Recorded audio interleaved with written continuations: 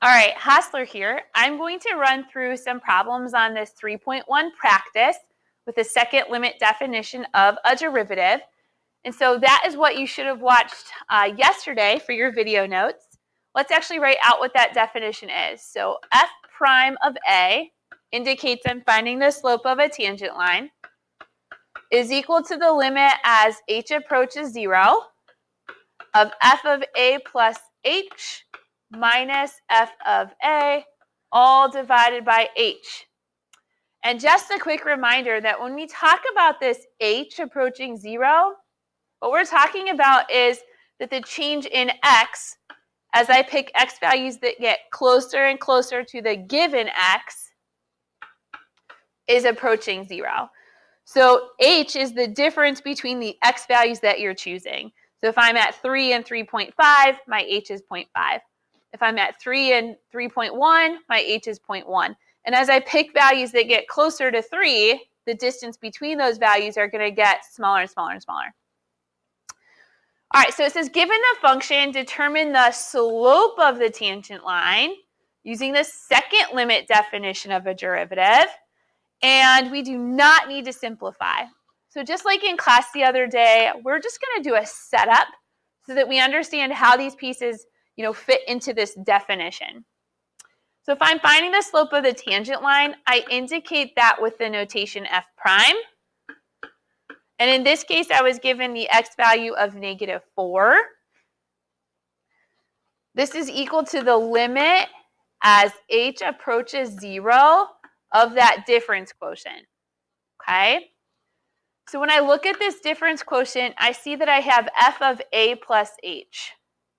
What that means is when I look at my f function, I'm going to replace the x in my f function with the a value, -4, and plus h. So I'm going to write my f function, square root of, in place of x, I'm writing -4, that's my a value, plus h, and then I still have that plus 5, right? X plus 5. And so in place of x, I have -4 plus h. Minus, okay, again, I have this f of a. And again, that means that in my function, I'm going to replace the x with the a value. So again, I'm going to write out my f function, square root of. In place of x, I'm writing -4 and then plus 5. And all of this is divided by h. So this is just me setting it up. I'm not solving. I'm just setting up this limit definition in order to find the slope of the tangent line. Okay, so let's take a look at the directions for 3 and 4. It says, using the given function, write an expression that represents the derivative of f using the second limit definition of a derivative. And again, you do not have to simplify. Well, hey, a derivative of f is the same as saying the slope of the tangent line. So the directions for 1 and 2 are really the same as the directions for 3 and 4. I just use different verbiage so that you can see that both of those represent the same thing, slope of the tangent line and derivative, okay? I'm going to skip to 4. So for example, I would be finding h prime of pi thirds, right? That's my derivative. And I'm going to set up that limit again, limit as h approaches 0 of that difference quotient. So then again, you're going to write, h of a plus h minus h of a all over h, okay? So I'm going to let you guys do those ones on your own. All right, let's take a look at 5. I'm going to get you started on 5. And I'm telling you that you're going to want your calculator for something like 5. It says use the function f of x equals x squared minus 10x plus 12 to estimate the instantaneous rate of change for the interval 7 plus h. Okay, remember, when we have these intervals, they're relating to x values.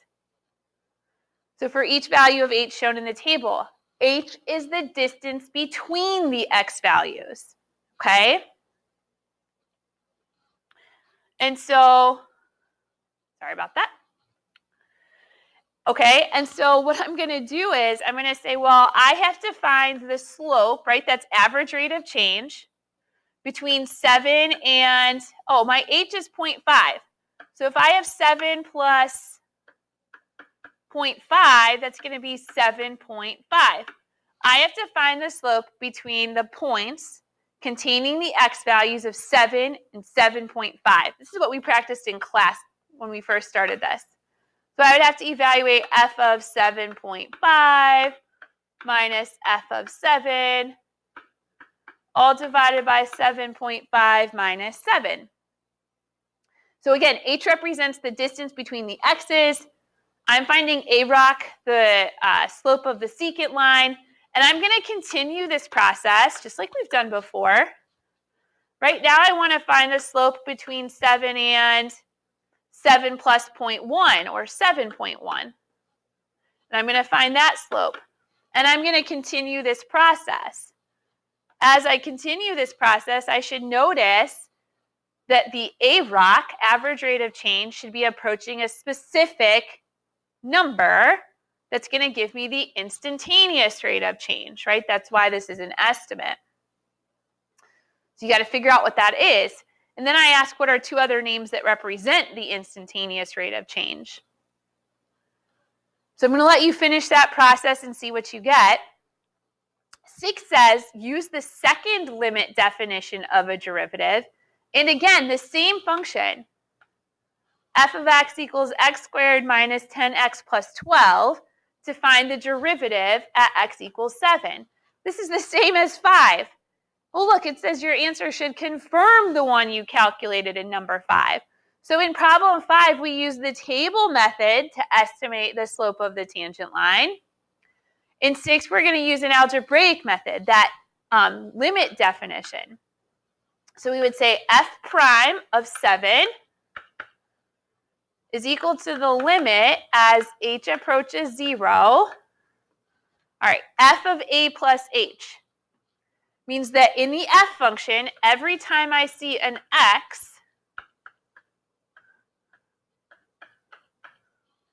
I'm going to replace it with 7 plus h. That's my a value, 7 plus h. 7 plus h. Okay, minus f of a. In other words, what do you get when I evaluate f of 7? And I should know from problem 5 that f of 7 is 9. I'm sorry, negative 9. So I'm going to have minus a negative 9, which is a plus 9, all divided by h. Okay, so in 5 I did the table. In 6 I'm doing this algebraically. I need to continue writing this limit as h approaches 0 until I evaluate at the end. So when I write 7 plus h, what that actually means is squared. That actually means that I have to multiply 7 plus h times itself. And then I'm going to distribute this 10, negative 70 minus 10h. I've got this plus 12 and this plus 9, all divided by h. The rest is algebra. Multiply out, well, I wrote x and I should have written h, I apologize. You're going to multiply out the 7 plus h times itself. You're going to clean things up, okay? You're going to evaluate when you substitute 0 in for h. And what should happen is whatever answer you get here for f prime of 7 should match the answer that you get in 5. Okay, it's a way to check yourself. So I'm going to let you do that algebra. All right, I'm going to flip this over. And let's take a look at 7 and 8. It says find the slope of the tangent line, that's a derivative, to the curve for each given x value. Okay, so that means that I either need to run through this limit definition process twice. I either need to run through the limit definition for the x value of negative 1, and then separately run through that limit definition for the x value of 5. That sounds terrible. Or what I could do is I could run through this limit definition once generically, and use the result to then evaluate at these specific x values. And that's what I want to do with you here. So to do that generically, I'm going to say f prime of a. So I'm being generic. Instead of evaluating specifically at -1 or specifically at 5, I'm just going to do this in general. I'm going to find a slope formula in general for this function. That's equal to the limit as h approaches 0. Again, I need to set up this difference quotient, okay? F of a plus h. So I'm going to take my function, and in place of x, I'm going to write a plus h squared minus 7, okay? Minus f of a. So I'm going to write, in parentheses, I've got in place of x, I have a squared minus 7. And I put this in parentheses, and the big reason is because I am subtracting all of the pieces to the right of that. I'm subtracting the a squared, I'm subtracting the -7. All over h. I'm going to continue this, got to keep my limit. All right, a plus h squared means a plus h times itself. So it's going to give me a squared plus 2ah plus h squared. I have that minus 7. I'm distributing this negative, so minus a squared plus 7, all divided by h. And now I notice that the a squareds cancel, the 7s cancel, and I'm left with the limit as h approaches 0. I have 2ah plus h squared divided by h left. And I noticed that both of these have an h, both of the numerator terms have an h that I could factor out. So I'm going to factor that h out. 2a plus h, all divided by h. And this is really nice because then my h's will divide out. I'm left with the limit as h approaches 0. In parentheses, I have this binomial of 2 plus h. If I substitute that 0 in for h, what I get is that f prime of a is equal to 2a, right? If I put 0 in for h. This is a generic slope formula for this particular function of x squared minus 7. I now have a slope formula so that when I say find the slope when a equals -1, I would evaluate my derivative of 2 times a by substituting -1 into that slope formula.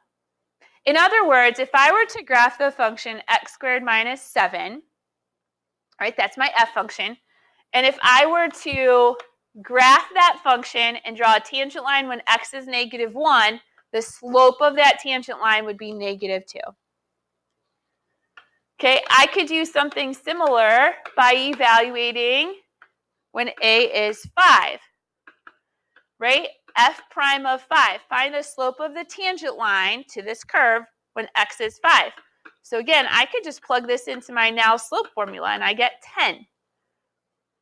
The slope of the line tangent to the f function when x is 5, the slope of that line is 10. Okay, so instead of running through this process twice to find the slopes at those specific x's, I ran through it once to get this general slope formula. Sorry about that. Okay, this general slope formula so that I could just substitute into the slope formula.